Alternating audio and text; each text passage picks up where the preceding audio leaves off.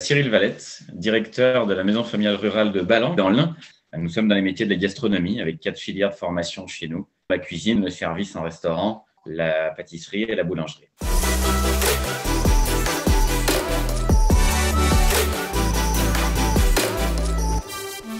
Je travaille dans le réseau des MFR, bientôt 22 ans pour être précis, puisque j'ai été formateur avant d'être directeur. J'étais formateur à la maison familiale rurale d'Anneyron, dans des métiers plus agricoles. Et j'enseignais les techniques de production fruitière et maraîchère et la comptabilité agricole. J'ai été aussi élève de cette même maison familiale rurale d'Anneyron, où j'ai fait un bac professionnel en arboriculture fruitière quelques années avant. J'ai des liens familiaux dans la restauration et même si je suis fils d'agriculteur, avant d'être agriculteur, mon père était chef de rang chez Paul Bocuse.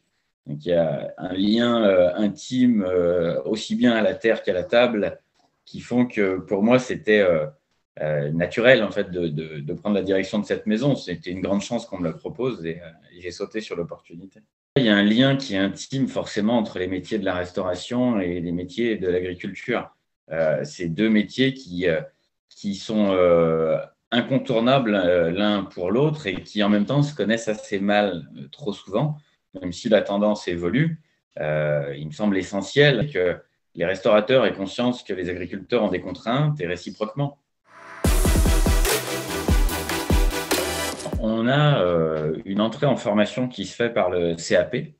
Et on a des CAP dans chacune des 4 filières, boulangerie, pâtisserie, service, restaurant et café et cuisine. Selon les filières de formation, le CAP est toujours le diplôme de base, mais n'a pas toujours la même valeur professionnelle, la même reconnaissance professionnelle. Une des particularités dans les métiers de bouche, c'est que le CAP est un diplôme qui est très reconnu et vraiment plébiscité par les professionnels. L'immense majorité des professionnels actuellement en place est passée par ce CAP. Et le CAP, on en a une vision qui est celle du diplôme qui va permettre de poser les bases essentielles, qui va permettre aux candidats de mettre un pied dans le métier, dans la formation de ce métier, et également de construire son parcours. La notion de parcours est très importante, puisque derrière un CAP, on va pouvoir faire soit un deuxième CAP en 1 an, dans la mesure où les matières générales sont déjà validées, on va pouvoir faire une mention complémentaire pour apporter une spécialité de plus, une corde de plus à leur arc, et on va pouvoir faire un brevet professionnel ou un bac professionnel pour atteindre le niveau bac au niveau académique. À minima, dans l'immense majorité des cas, 2 diplômes en 3 ans ou 3 diplômes en 5 ans. Puisqu'un candidat qui va sortir avec un CAP, une mention, un brevet professionnel, on a vraiment zéro inquiétude sur son employabilité. On apporte, en plus du programme, des éléments que je vais appeler complémentaires. On va beaucoup plus aujourd'hui insister sur le lien entre l'alimentation et la terre, par exemple. On insiste beaucoup sur la saisonnalité, on insiste beaucoup sur la connaissance des produits, la connaissance de l'origine des produits. On estime aujourd'hui que dans nos métiers, de travailler un produit dont on ne connaît rien, c'est plus possible. On doit respecter les saisons, on doit avoir conscience de l'impact environnemental qu'on peut générer par notre travail et puis avoir conscience d'une façon générale qu'un consommateur aujourd'hui est beaucoup plus éclairé. Plus, à mes yeux, une évolution, une transition des métiers qui s'assortit d'une évolution des états d'esprit. En fait, il y a une génération de restaurateurs, de cuisiniers qui a été formé à une époque où on n'était pas traversé comme aujourd'hui par ces problématiques environnementales, ces problématiques d'origine des matières premières. Donc, il y a plus une véritable évolution des états d'esprit qui se fait avec un peu un choc des générations. Les gens qui arrivent sur le marché du travail aujourd'hui ont une vision très poussée de ce qu'ils ne veulent pas faire. Et des restaurateurs en place qui sont un peu heurtés par ça parce qu'il y a aussi un jeu de concurrence et de demande des consommateurs. Je ne sais pas si on peut parler de nouveaux métiers, mais en tout cas, aujourd'hui, on va plus s'intéresser à l'expérience client qu'à l'assiette seule, quoi.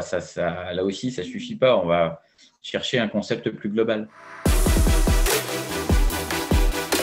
les salariés dans la restauration sont en recherche de sens, je pense que les consommateurs le sont tout autant. Donc, on voit apparaître beaucoup de concepts.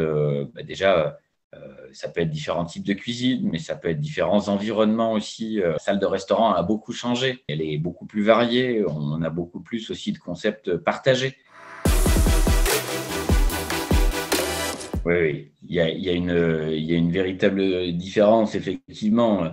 On voit des nouveaux acteurs sur ce marché de la restauration et donc sur nos maîtres d'apprentissage. On voit des apprentis qui vont aller, et on pourrait avoir plusieurs exemples, qui vont aller dans des endroits qui ont une approche qui est beaucoup plus fondamentale des métiers.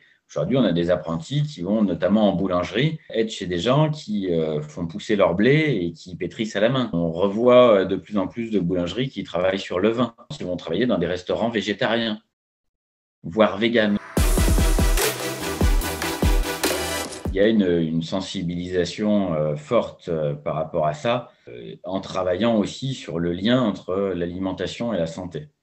Notre approche, nous, ça va être surtout de sensibiliser nos apprentis en leur disant qu'on n'est pas sur une position dogmatique. Ce n'est pas finalement notre avis personnel qui compte, même s'il est important, bien entendu. Et on débat beaucoup, on discute beaucoup. Et c'est principalement de se dire comment, moi, professionnel, je réponds à une demande de clients sur l'aspect végétarien, sur l'aspect du sans gluten, sur les aspects régime alimentaire d'une façon générale, sur la saisonnalité des produits. On insiste beaucoup là-dessus. On propose à nos apprentis des modules complémentaires. On croit beaucoup au fait que c'est par les actes concrets et pas par les paroles qu'on arrive à faire évoluer les états d'esprit ou à faire prendre conscience de choses.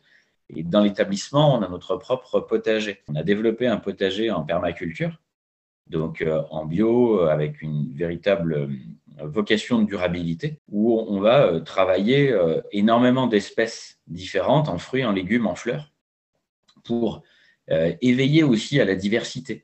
Il y a aussi un autre élément de la profession qui évolue pas assez vite, à mon goût, c'est la capacité des restaurateurs à trouver leurs matières premières. Aujourd'hui, chez les fournisseurs, la gamme qui est proposée, elle est relativement pauvre. On va trouver très peu de variétés différentes de chaque produit. On trouve assez peu d'originalité si on est sur des circuits classiques de fourniture. Le potager qu'on a développé nous permet d'avoir 35 variétés de tomates, 8 variétés de carottes, 15 variétés de salades, et etc., etc. Donc, ça signifie qu'on va éveiller par ce biais-là les apprentis à une certaine curiosité.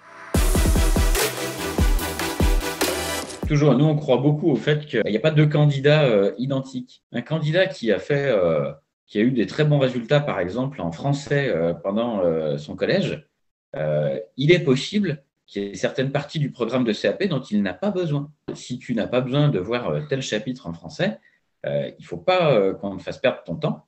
Et donc, on va pouvoir proposer des compétences complémentaires.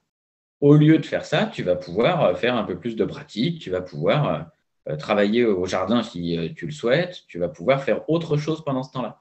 Scolairement, il y a deux ennemis principaux. C'est soit la difficulté qui semble insurmontable et qui est décourageante pour un candidat, soit l'ennui. Il ne faut pas l'oublier, quoi. Si un candidat s'ennuie sur sa scolarité, il décroche au même titre que celui qui n'y arrive pas. Par nature, tous les profils sont différents et donc les besoins en formation ne sont pas uniformes. Et donc, s'adapter à une expérience professionnelle, c'est, je pense, notre plus-value. On va former un petit peu sur mesure. Quelqu'un qui a déjà un diplôme qui est supérieur au niveau CAP, on va pouvoir lui proposer le diplôme du CAP pour qu'il ait une reconnaissance, mais avec un contenu qui est vraiment adapté à son besoin. Quelle que soit l'idée qu'ils ont, il faut qu'ils la poussent à fond. Je pense que ce qu'il y a de plus dangereux, c'est quand on essaye de faire des choses en ayant des influences multiples. Je pense que se lancer à plusieurs, ça peut être à la fois beaucoup plus riche et beaucoup plus sécurisant.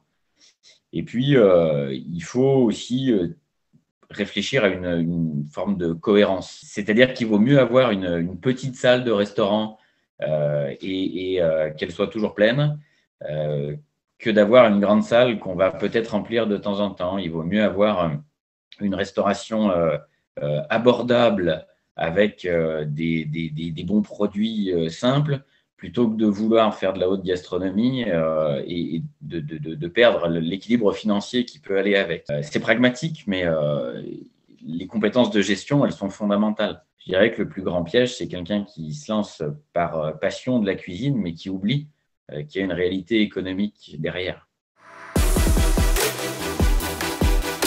Tous ceux qui ont envie de s'expérimenter dans les métiers de l'alimentation, moi, je crois que c'est vraiment le bon moment pour le faire. On est sur une vraie transition et chacun a quelque chose à apporter.